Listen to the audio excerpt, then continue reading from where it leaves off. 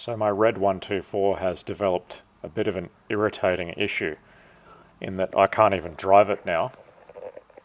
The engine has dropped so low that it has taken the exhaust with it, and it's now dragging along my hoist every time I try and get this car out of my garage.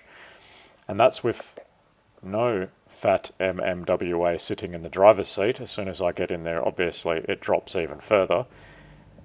So yeah, it's now a real hassle just getting this car in and out of the garage, and pumping up the tyres does not help because they're already at 40 psi just to be at that level there.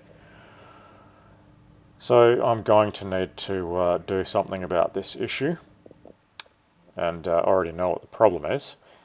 When I was restoring this car, I was buying parts left, right and centre. Things were getting a bit expensive, and yes, I did cheap out on the engine mounts. The brands that I bought, I will not buy again. I'm not sure how it's pronounced, but I think it's Rhein or Rain, R-E-I-N. I thought maybe it was kind of reputable, but at the price I paid, that's pretty unlikely. And given that this car's done about 1,000 kilometers, you can already see the engine is sitting lower than on my other car with 10-year-old Melee branded mounts.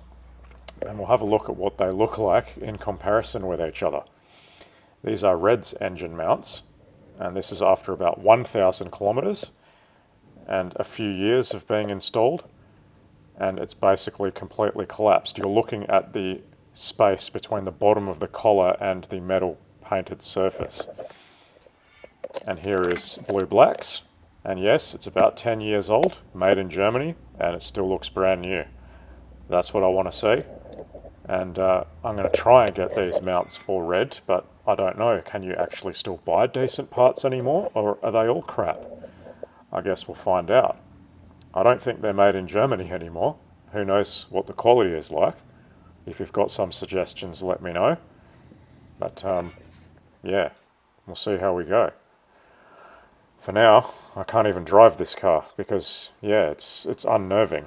Just getting out of there, it wants to drag the whole hoist with it, and I can feel every engine vibration through the steering wheel. It's quite ridiculous. The news gets better and better. I've always been a fan of these C-Tech chargers. They are rated for, where is it, IP65? Yeah, there it is.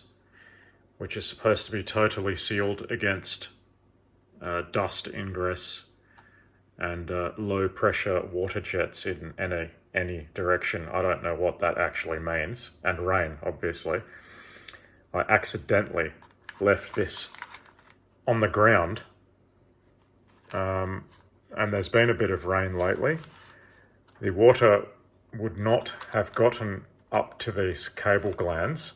It would have been sitting in a puddle, perhaps up to that seam there.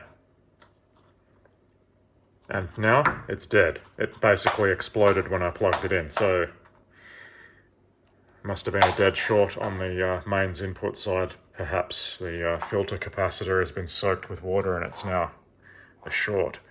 I might crack this open, see if I can fix it, but I don't really want to use it on a car when it's not sealed. It's kind of dangerous.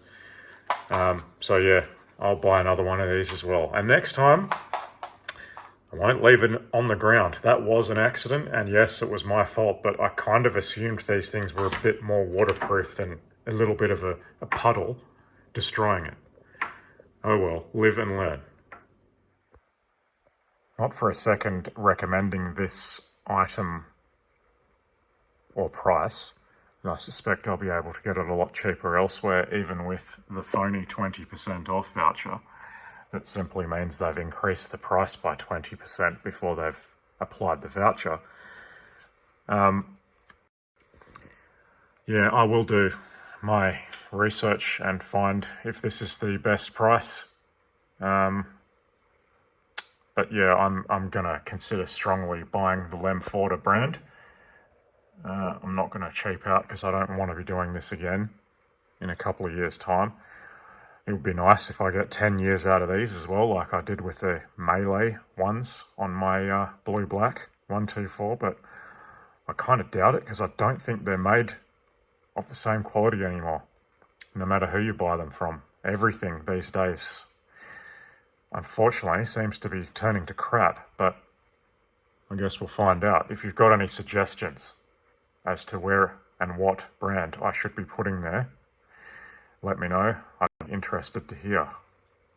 Because navigating the aftermarket parts scene these days is a real minefield.